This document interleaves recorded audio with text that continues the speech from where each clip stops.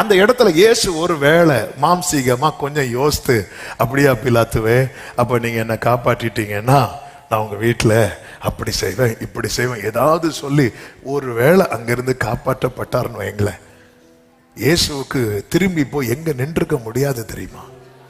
பிதாவின் போய் நின்றுக்க முடியாது. அது மட்டும் அல்ல, கொஞ்சம் முன்னாடி இயேசு காட்டி கொடுக்கப்படுவதற்கு முன்பதாக சொல்லும் ஒரு வார்த்தை உண்டு, உலகத்தின் அதிபதி வருகிறான், அவனுக்கு என்னிடத்தில் ஒன்றுமில்லை. இனி அது சொல்ல முடியாம போயிடும். அதாவது பாடு மரணம் என்பது ஒரு நாள் பிரச்சனையோட முடிஞ்சிடும். ஆனால் அந்த ஒரு நாள் பிரச்சனையிலிருந்து தப்பு வைக்க பிலாத்து கூட ஐக்கியமாக இருந்தால் அவர் சந்திக்கிற பிரச்சனை பல நாள் பிரச்சனையாக மாறி இருக்கும். இன்னைக்கு அதே போலதான் ஒரு பிரச்சனையிலிருந்து தப்ப கர்த்தரிடத்தில் சகாயம் தேடாமல் நம்ம இன்னொரு ட்ராக்கை நோக்கி பயணிக்கிறது நிமித்தமாய் அந்த பிரச்சனை நெடுநாள் பிரச்சனையாய் பல நாள் பிரச்சனையாய் இன்னும் ஏன் தலைமுறை பிரச்சனையாகவே அது மாறுகிறது. கர்த்தருக்கு மகிமை உண்டாவதாக. எனக்கு ஒத்தாசை எங்கிருந்து தேவன் தருகிற. அதனாலதான் நிறைய பேர் பார்த்திருக்கீங்களா, சில சொல்லுவாங்க, நீங்க இங்க போனீங்கன்னா உடனே அங்க போனீங்கன்னா எல்லாருக்கும் அதுதான் தேவை. வியாதியில் இருக்கிறவங்களுக்கு உடனே வியாதி மாறணும்னு தான் எல்லாருமே விரும்புவோம். ஆமா, பிரச்சனையில் இருக்கிறவங்க பிரச்சனை அந்த விடுதலை எங்கிருந்து வருகிறது? இன்னைக்கு அநேகர் அந்த தற்காலிக விடுதலைக்காக, நல்ல புரிந்து கொள்ளுங்கள், தேவன் தருகிற சுகம் தற்காலிக சுகம் கிடையாது. நீ சமாதானத்தோட போய் உன் வேதனை நீங்கி, இதுதான் கர்த்தர் தருகிற சுகம். 2 நாள் நல்லா இருக்கிற, 3வது நாள் நான் திரும்ப திரும்ப போறேன், அது அல்ல. இது தற்காலிக விடுதலை. ஆண்டவர் என்ன சொல்லுவார் தெரியுமா? நீ எழுந்து உன் படுக்கையை எடுத்துக்கொண்டு நட, அப்படிதான் சொல்லுவார். ஆமென். இன்னைக்கு ஒரு தேவ பிள்ளைக்கு இதுதான் தேவை. கேட்கிறதுக்கு எல்லாமே நல்லாதான் இருக்கு. அதனாலதான் ஏசாயா, கர்த்தருக்கு மகிமை உண்டாவதாக, அதனுடைய 8வது அதிகாரம் 6, 7, 8 வசனங்களிலே சொல்லப்பட்டிருக்கிறது, இந்த ஜனம் மெதுவாய் ஓடுகிற சீலோவாவின் தண்ணீர்களை என்ன பண்றாங்க? அசட்டை பண்ணி. வாசிங்க. ரேத்சீனையும் ரெமலியாவின் குமாரனையும் சார்ந்து சந்தோஷிக்கிறபடியினால் இதோ ஆண்டவர் வல்லமையுள்ள திரளான ஆற்று நீரை போன்ற அசிரியாவின் ராஜாவையும் அவருடைய சகல ஆடம்பரத்தையும் அவர்கள் மேல் புரள பண்ணுவார். எஸ், ஆண்டவர் சொல்லி மெதுவாய் ஓடுகிற இவர் இப்படிதான், இப்ப தருவேன் நாளைக்கு தருவேன்னு சொல்லிட்டு இருப்பார். இதெல்லாம் வேலைக்காகாது. நம்ம இன்னொரு டீமை சார்ந்து கொள்வோம், இன்னொரு கூட்டத்தில் போய் சேர்ந்து கொள்வோம். இது என்ன ஆகுது அப்படின்னா, பெரிய பிரச்சனையில போய் முடிய போகுது என்று ஆண்டவர் ஏசாயா தீர்க்கதரிசியை கொண்டு வான் பண்ணுகிறார். சவுலை பாருங்கள், சவுலுக்கு எல்லாம் பிரச்சனை மேல பிரச்சனை வர ஆரம்பிச்சிட்டு, இப்பொழுது அவன் என்ன பண்றான்னா, எனக்கு ஒரு வார்த்தை வேணும்னு தேட ஆரம்பிக்கிறான். இதுவரை தேடாதவன் இப்பொழுது தேட ஆரம்பிக்கிறான். 1 சாமுவேலின் புஸ்தகம் 28வது அதிகாரம் அதனுடைய 6, 7 வசனங்களிலே சவுல் கர்த்தரிடத்தில் விசாரிக்கும் போது கர்த்தர் அவனுக்கு சொப்பனங்களிலாலாவது ஊரிமினாலாவது தீர்க்கதரிசிகளினாலாவது என்ன செய்யவில்லை? மறு உத்தரவு அருளவில்லை. நல்ல கவனிங்க. நான் ஆண்டவர்கிட்ட தேடி ஆண்டவர்கிட்ட ஒரு வார்த்தைக்காய் காத்திருந்து எனக்கு பதில் வரலன்னா நான் என்ன தெரியுமா செய்யணும்? ஏன் பதில் வரல? இதை பார்த்து சரி பண்ணணும். ஆனா சவுலுக்கு இதை சரி பண்ண மனம் இல்லை. அவன் என்ன செய்தான் தெரியுமா? அடுத்த வசனத்தில் சொல்லப்பட்டிருக்கிறது, அப்பொழுது சவுல் தன் ஊழியக்காரரை நோக்கி, அஞ்சனம் பார்க்கிற ஒரு ஸ்திரீயை தேடுங்கள், நான் அவளிடத்தில் போய் விசாரிப்பேன் என்று ட்ராக்க மாத்துறான். ஏன்? நான் ஜெபம் பண்ணி பார்த்தேன், எனக்கு கிடைக்கல. நான் வார்த்தையை தேடி தேடி பார்த்தேன், எனக்கு கிடைக்கல. அதனால என்னாச்சு? நான் ட்ராக்க மாத்தினேன். ட்ராக்க மாத்தி போனான் அல்லவா, அவன் நினைச்சது போல காரியம் நடந்தது போல இருந்தது. அவன் நினைச்சது போல யார் வந்திருக்கிறா? வயசான ஒருத்தர் தாடி வச்சு, இது யாருதான் பாத்தியா, அங்க தேடி கிடைக்கல, இங்க தேடி கிடைச்சி. ஆனா கிடைச்சி என்னாச்சு தெரியுமா? பொத்துன்னு விழுந்து கிடக்குறான். அது அவனுக்கு விடுதலைக்கான தேடல் அல்ல, அது அவனுக்கு அழிவுக்கான தேடலாய் மாறினது. ஆமென். அதாவது ஆண்டவர் இஸ்ரவேலரை ஆதாம் ஏவாளை சோதிப்பதற்காக ஒரு கனியை வச்சிருக்கிறார். அந்த சோதனையின் கனி தான் நன்மை தீமை அறியத்தக்க கனி. இந்த சோதனையை இவங்க ஜெயிச்சுட்டாங்கன்னா அடுத்து என்ன கனியை கொடுக்க போறார்னா, ஜீவ விருட்சத்தின் கனியை கொடுக்க போறார். இந்த ஜீவ விருட்சத்தின் கனியை உங்களுக்கு கொடுக்கிறதுக்கான டெஸ்ட் தான் நன்மை தீமை அறியத்தக்க கனி. இவங்க என்ன பண்ணிருக்கணும்னா இதை பொறுமையா இருந்து இதை கை வைக்காம இருந்திருப்பாங்கன்னா அந்த அந்த மேன்மையை கொடுத்திருப்பார். ஆனா சாந்தா உள்ள புகுந்து என்ன பண்றான் தெரியுமா, இதையும் கை வைக்க வச்சுட்டான். இதனால அவங்க ஜீவ விருட்சத்தின் கனியை என்றென்றைக்கும் என்று இழந்து போனார்கள். புதிய ஏற்பாட்டுல தான் கர்த்தர் சொல்லுகிறார், ஜெயம் கொள்ளுகிறவன் எவனோ பரதீசின் மத்தியில் இருக்கிற. அப்ப நிச்சயமா இந்த இந்த பரீட்சையில ஆதாமும் ஏவாளும் ஜெயிச்சிருந்திருப்பாங்கன்னு வைங்கள, ஜெயிச்சிருந்திருப்பாங்க. கர்த்தர் எதை கிஃப்டா கொடுத்திருப்பார் தெரியுமா, ஜீவ விருட்சத்தின் கொடுத்திருப்பார்.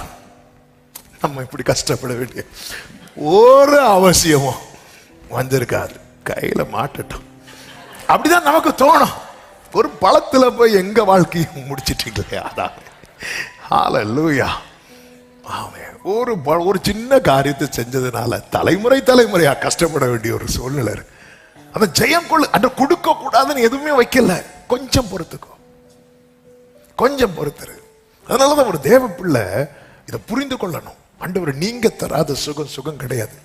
டெம்பரரி. இன்னைக்கு நல்லா இருக்கிறது போல இருக்கும், ஆனா நாளைக்கு அது ஒரு பெரிய கட்டில போய் மாட்டிக்கொள்வாங்க.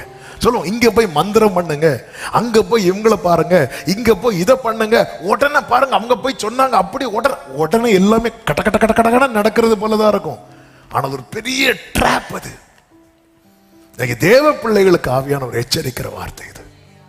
மெதுவாய் ஓடுகிற சீலவாமின் தண்ணீரை நீ அசட்டை பண்ணாத.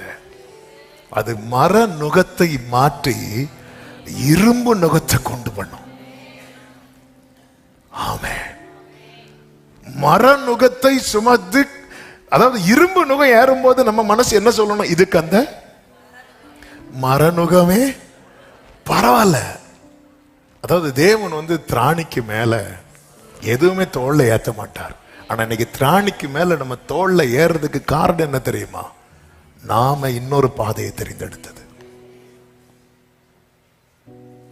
அவர் ஃபர்ஸ்ட் சிம்பிளா தான் அதை தூக்கிட்டு எரேமியாவால நிக்க முடியுது, பேச முடியுது, எல்லாம். அப்போ ஒரு நுகம் தோல்ல இருக்குது, கர்த்தர் வச்சிருக்கிறார். புலம்பல்ல ஒரு வசனம் இருக்கு பாருங்க. புலம்பலின் புஸ்தகம் 3வது அதிகாரம். எரேமியா புஸ்தகம் முடிந்து வரும் புலம்பல் 3வது அதிகாரம், அதனுடைய 27 முதல் வாசியுங்கள். நான் தன் இளம் பிராயத்தில் நுகத்தை சுமக்கிறது மனுஷனுக்கு நல்லது. அவரே அதை தன்மேல் வைத்தார் என்று அவன் தனித்திருந்து மௌனமாய் இருக்க கடவன். அடுத்த வார்த்தை, நம்பிக்கைக்கு இடம் உண்டோ என்று தன் வாயை தூளில் நுழைந்து. அடுத்த வார்த்தை 31, ஆண்டவர் என்றென்றைக்கும். அதன் அர்த்தம் என்ன, இந்த நுகம் என்னைக்குமே இருக்காது. அடுத்த வார்த்தை, அவர் சஞ்சலப்படுத்தினார், தமது மிகுந்த கிருபையின்படி இறங்குவார். ஆமென். அடுத்த வார்த்தை, அவர் மனப்பூர்வமாய் மனுபுத்திரரை சிறுமையாக்கி சஞ்சலப்படுத்தி. அவர் மனப்பூர்வம், இவன் கஷ்டப்படணும் அப்படின்னு படுத்துறதல்ல. கர்த்தர் ஒரு நுகத்தை நம்ம மேல ஏற பண்றாருன்னா அதுக்கு பின்னாக ஒரு பெரிய திட்டம் இருக்கிறது. அதனால அவர் அனுமதிச்சிருக்கிறார். இயேசு இந்த பாத்திரத்தை விட்டு நீங்க கூடுமானால் நீங்கும்படி செய்யும் என்று ஜெபம் பண்ணி முடிச்சிட்டு வரும்போது அந்த பாத்திரத்தை தட்டி விடுறதுக்கு பேதுரு கத்தி எடுத்தான்ல. இப்படி தட்டி விடுற நிறைய பேர் வருவாங்க, நமக்கு அவங்கள தான் ரொம்ப பிடிக்குது. இல்ல பேதுருவே, பட்டயத்தை உரையில போடு. ஆமென். தேவன் தராத விடுதலை யாரு தந்தாலும், யாரு தரணும் நினைச்சாலும் அதனுடைய விளைவு என்ன அப்படின்னா, மர நுகம் மாறி இரும்பு நுகமாகும். ஆண்டவர்கிட்ட நான் தேடினேன், எனக்கு கிடைக்கல. எனக்கு ஆண்டவர்கிட்ட தேடி கிடைக்காததும் நான் என்ன பார்க்கணும், எங்க இது கட்டாச்சு. ஆமென். பைப்பு டேப் திறந்து பார்க்கிறேன், தண்ணி வரல. உடனே என்ன பண்ணும், டேங்க்ல தண்ணி இருக்குன்னு தெரியுது, டேப்ல தண்ணி வரல, லைனை தானே சரி பண்ணணும். இந்த சவுல் அதுதானே பண்ணி இருக்கணும்.